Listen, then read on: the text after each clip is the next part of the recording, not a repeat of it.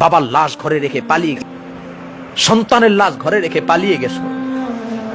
এমনও লাশের দাফন করেছি, 166 জন লাশের দাফন কাজে সহযোগিতা করেছি চাঁদপুর আমাদের ইসলামী আন্দোলনের টিম।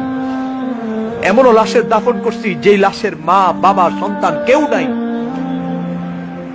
ঘরের চৌকাঠে লাশ ফালাইয়া দিয়ে চলে গেছে। এমনও লাশের দাফন করছি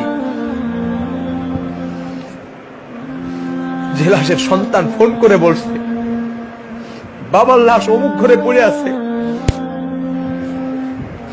এসে ব্যবস্থা করে দিয়ে যান। কোথায় ছিলি তখন? ছাত্রলীগ, যুবলীগ,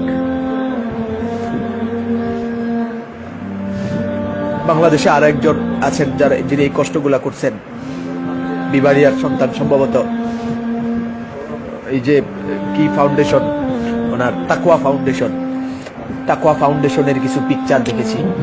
আবার এমন পিকচার নিজে তুলেছি, পুকুর পাড়ে লাশ পড়ে আছে, বাগানে লাশ পড়ে আছে, এই লাশের বাবা আছে, লাশের মা আছে, লাশের ভাই আছে, এই লাশ যেই রাজনীতি করত সেই রাজনীতির লিডার আছে, সেই রাজনীতির বড় বড় নেতারা আছে।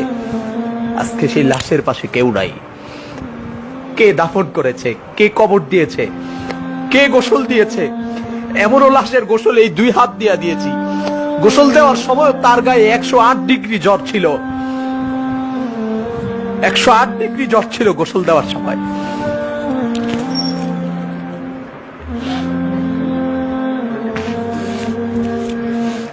কলিজা ফেটে যায় দুঃখে। আজকে এমন এমন ব্যক্তির বিরুদ্ধে যাদের নির্দেশে ওলামায়ে কেরাম এই কাজগুলো করতে, যাদের নির্দেশে আমরা এই কাজ করছি,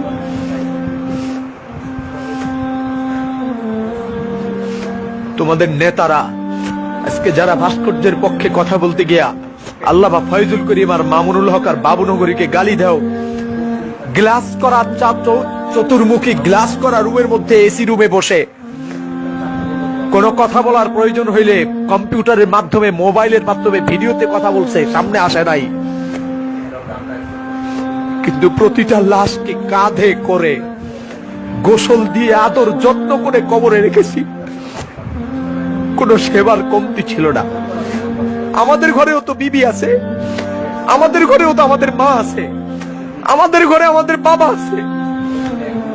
কোন বাবা চায় না তার সন্তান অনিশ্চিত ভবিষ্যতের দিকে চলে যাক। কোন প্রিয়তমা বিবি চায় না তার প্রিয়তম স্বামী অনিশ্চিত গন্তব্যে চলে যাক। যতটি লাশের দাফন আর কাফনে রওনা হয়েছি, বিবি কিছু সময় চুপ ছিল, নীরব ছিল, জবানে বলতে সাহস করে নাই যে যায় না।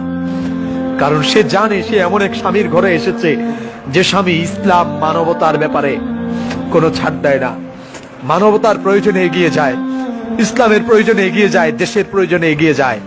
আরে আমাদের বিবিদের তো আমাদের উপর মহব্বত আছে, আমাদের সন্তানও তো আছে, সন্তানের উপরও তো আমাদের মহব্বত আছে। তোরা বের হস নাই, কিন্তু আমাদের সন্তানের মহব্বতকে আমরা তালাক দিয়েছি, বিবির মহব্বতকে লাথি দিয়েছি, বাবা মায়ের মহব্বতকে বাবা মায়ের জায়গায় রেখে দিয়ে বেরিয়ে গেছি তোদের জন্যে। 166 জন লাশ চাঁদপুরে যাদেরকে দাফন করেছি, এদের মধ্যে অসংখ্য লাশ ছিল, অনেকগুলা লাশ ছিল যারা ছাত্রলীগ করেছে, যুবলীগ করেছে, আওয়ামী লীগ করেছে।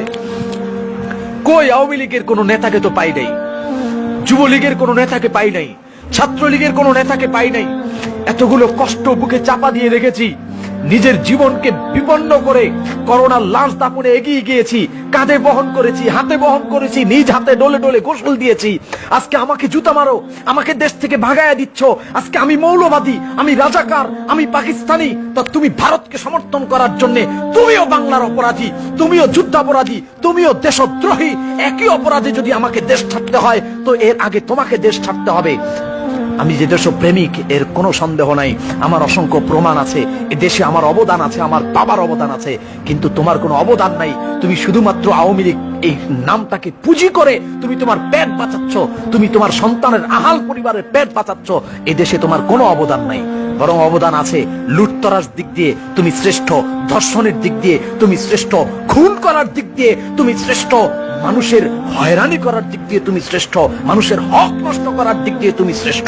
এগুলোর দিক দিয়ে তোমার অবদান আছে। তুমি সাবধানে কথা বলো।